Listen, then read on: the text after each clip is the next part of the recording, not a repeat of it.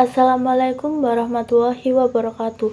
Halo teman-teman, perkenalkan nama saya Taura Yunar Arianti, NIM 256025, Prodi Pendidikan Bahasa Indonesia kelas 2025A.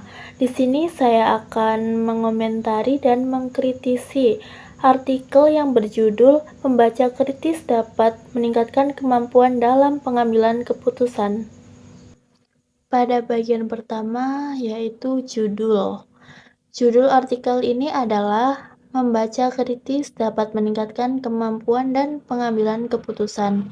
Sudah cukup jelas dan mencerminkan isi artikel, namun terkesan seperti pernyataan atau statement daripada judul penilaian ilmiah yang biasanya bersifat lebih netral atau menunjukkan hubungan antar variabel secara eksplisit, misalnya hubungan atau pengaruh membaca kritis terhadap kemampuan pengambilan keputusan.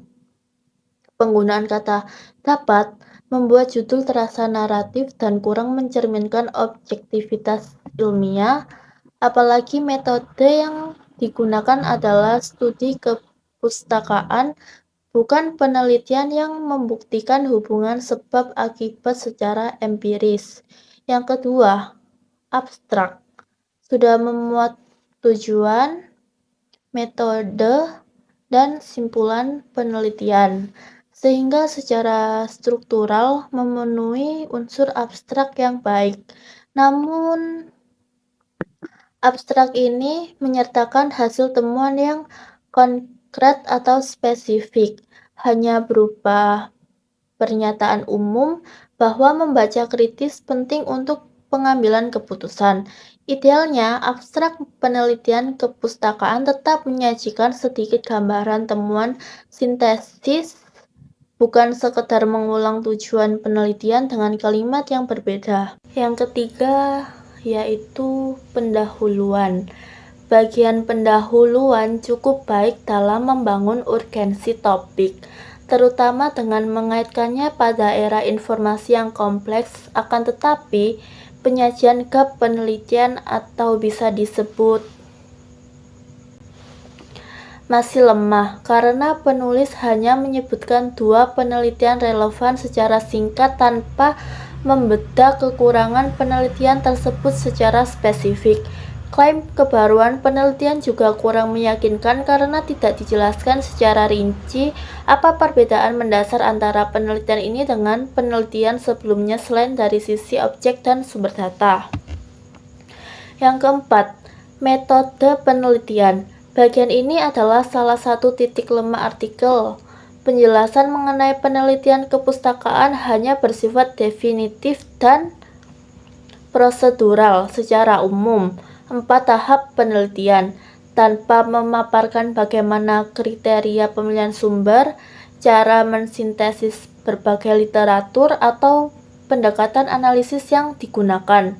Hal ini membuat metode terkesan sebagai formalitas belaka, bukan panduan nyata bagaimana penelitian ini dilakukan secara sistematis. Yang kelima, hasil dan pembahasan.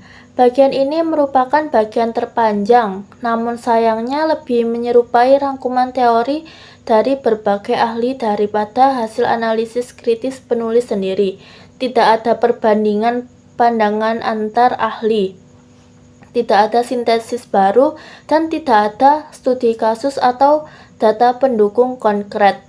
Akibatnya, pembahasan terasa deskriptif dan repetitif, terutama karena beberapa konsep seperti definisi membaca kritis diulang di beberapa subbagian dengan redaksi yang mirip.